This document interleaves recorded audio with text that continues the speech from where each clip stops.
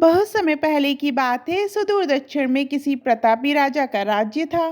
राजा के 3 पुत्र थे। एक दिन राजा के मन में आया कि पुत्रों को कुछ ऐसी शिक्षा दी जाए कि समय आने पर वो राजकाज संभाल सकें।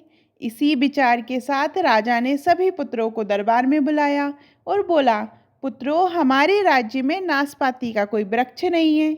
मैं चाहता हूँ तुम सब 4-4 महीने के अंतराल पर इस वृक्ष की तलाश में जाओ और पता लगाओ कि वो कैसा होता है।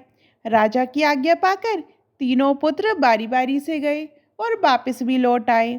सभी पुत्रों के लौट आने पर राजा ने पुनः सभी को दरबार में बुलाया और उस पेड़ के बारे में बताने को कहा। पहला पुत्र बोला, पिताजी, वह पेड़ तो बिल्कुल टेढ़ा मेढ़ा और सूखा हुआ था। नहीं नहीं, वो तो बिल्कुल हरा भरा था, लेकिन शायद उसमें कुछ कमी थी क्योंकि उस पर एक फल भी नहीं लगा था। दूसरे पुत्र ने पहले को बीच में रोकते हुए कह दिया। फिर तीसरा पुत्र बोला, भैया, लगता है आप भी कोई गलत पेड़ देख आए, क्योंकि मैंने सचमुच नाशपाती का पेड़ देखा। वो बहुत ही शानदार था और फलों से लदा पड़ा था। और तीनों पुत्र अपनी अपनी बात को लेकर आपस में विवाद करने लगे कि तभी राजा अपने सिंहासन से उठे और बोले, पुत्रों, तुम्हें आपस में बहस करने की कोई आवश्यकता नहीं है। दरअसल तुम तीनों ही वृक्ष का सही वर्णन कर रहे हो।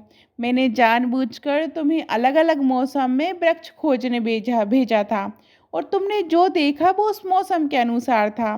मैं चाहता हूँ कि इस अनुभव के आधार पर तुम 3 बातों को गांठ बांध लो।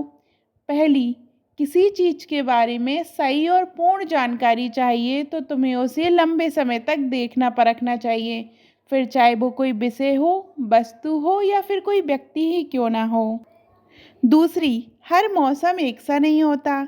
जिस प्रकार वृक्ष मौसम के अनुसार सूखता, हरा भरा या फलों से लदा रहता है, उसी प्रकार मनुष्य के जीवन में भी उतार चढ़ाव आते रहते हैं।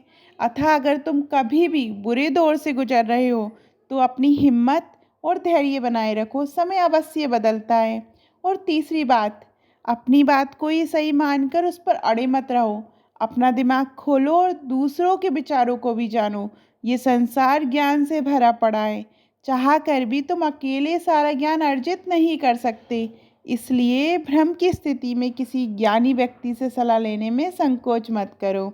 आपको ये कहानी कैसी लगी कमेंट में ज़रूर बताइए। और अभी तक आपने हमारे चैनल धार्मिक चमत्कार को सब्सक्राइब नहीं किया है तो सब्सक्राइब करिएगा।